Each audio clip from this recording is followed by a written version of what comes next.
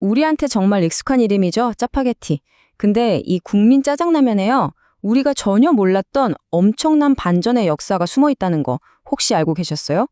하얀 국수에서 시작해서 검은색이 됐다가 다시 원점으로 돌아온 아주 기가 막힌 이야기인데요. 오늘 그 비밀스러운 여정을 한번 따라가 보려고 합니다. 아, 이 문장이요? 아마 듣자마자 머릿속에서 그 멜로디가 바로 재생되는 분들 많으실 거예요. 그쵸? 맞아요. 이 광고 카피 하나가 우리 모두에게 일요일 하면 짜파게티, 짜파게티 하면 일요일, 거의 공식처럼 만들어버렸잖아요. 어린 시절의 추억이 담긴 정말 특별한 한 끼였죠. 네, 잘못 들으신 게 아니에요. 우리가 너무나 당연하게 생각하는 그 까맣고 달콤한 짜장면 있잖아요. 그 시작은요, 사실 우리가 상상하는 거랑은 완전히 다른 모습이었습니다. 오늘 그 놀라운 진실을 한번 같이 파헤쳐 보시죠. 자, 모든 이야기에는 시작점이 있잖아요. 이 짜장면의 이야기는 아주 오래전으로 거슬러 올라가는데요. 바로 땀과 고된 노동이 가득했던 그 현장에서부터 시작됩니다. 짜장면의 원조, 그 뿌리를 찾아가 보면 바로 이 작장면이 나옵니다. 산동성 출신 화교 노동자들이 고향의 맛이 그리워서 해먹던 아주 소박하지만 든든한 한 끼였던 거죠. 뭐랄까, 우리가 그냥 소면에 고추장이랑 참기름 넣고 슥슥 비벼 먹는 거랑 비슷했다고 생각하시면 돼요. 이름 그대로 장을 기름에 볶아서 면에 비벼 먹는 음식이었던 겁니다.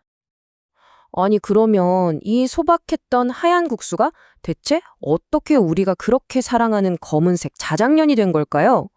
이 엄청난 변화 뒤에는요, 사실 한국 현대사의 아픔, 그리고 살아남기 위한 눈물겨운 적응의 이야기가 숨어 있었습니다. 한국전쟁이 끝나고 나서 정부의 여러 정책 때문에 화교 사회가 굉장히 큰 위기에 처하게 됩니다. 그때 살아남기 위한 돌파구 중 하나가 바로 요식업이었던 거죠. 전국에 중국집이 막 생겨났고요. 당시에는 쌀보다 밀가루가 훨씬 흔했기 때문에 짜장면이 서민들의 배고픔을 달래주면서 엄청난 인기를 끌게 돼요. 그리고 바로 이 과정에서 한국인 사장님들이 참여하기 시작하면서 레시피에 정말 엄청난 변화가 일어나기 시작한 거죠. 제일 재밌는 게 뭐냐면요. 바로 재료가 바뀌었다는 거예요. 원래 짜장면은 천면장이라는 약간 황갈색을 띤 짠 된장 같은 걸 썼거든요. 그래서 색깔도 우리가 아는 거랑은 달랐어요. 근데 한국 사람들 입맛에 딱 맞추려고 캐러멜을 섞어서 검고 달게 만든 춘장을 쓰고 또 값싸고 단맛을 내는 양파를 듬뿍 넣기 시작한 겁니다. 바로 이 지점에서 짜장면은 그냥 좀 바뀐 게 아니라 완전히 새로운 음식으로 다시 태어난 거예요. 자, 이렇게 한국인 입맛을 완전히 사로잡은 짜장면. 근데 그때만 해도 외식이라는 건 뭔가 특별한 날에나 하는 이벤트였잖아요. 중국집 짜장면을 매일 사 먹기엔 좀 부담스러웠던 거죠. 그러니까 시장에서는 자연스럽게 좀 더 싸고 집에서 편하게 먹을 수 있는 짜장면은 없을까? 이런 걸 원하게 된 거죠. 그리고 1970년 농심이 바로 그 해답을 내놓습니다. 대한민국 최초의 인스턴트 짜장라면을 출시한 거죠. 당시 중국집 짜장면이 한 100원 정도 했는데 농심 짜장라면은요, 단돈 25원. 말 그대로 4분의 1 가격이었어요.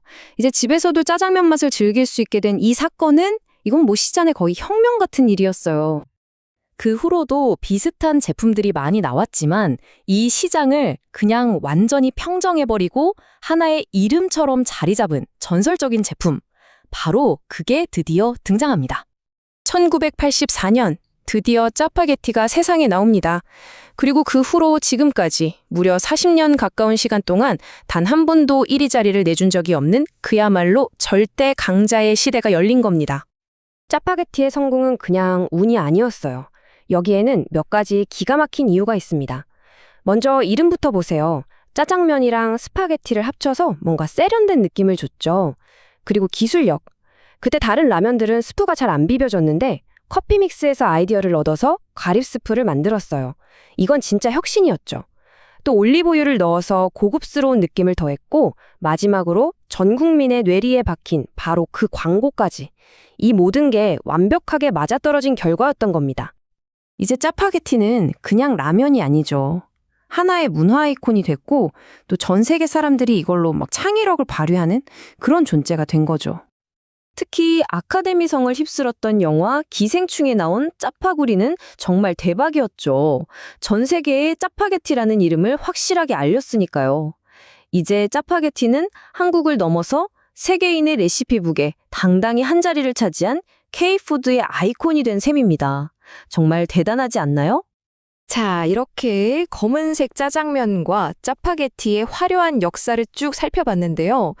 근데 이야기가 여기서 끝이 아닙니다. 이제 이 모든 것이 시작됐던 바로 그 처음으로, 그 원점으로 한번 돌아가 볼 시간이에요.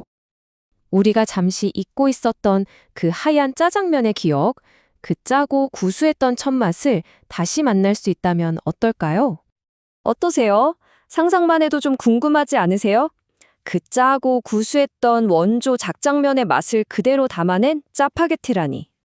그리고 2024년 드디어 그 상상이 현실이 됐습니다. 농심이 바로 그 하얀 짜파게티를 출시한 거예요.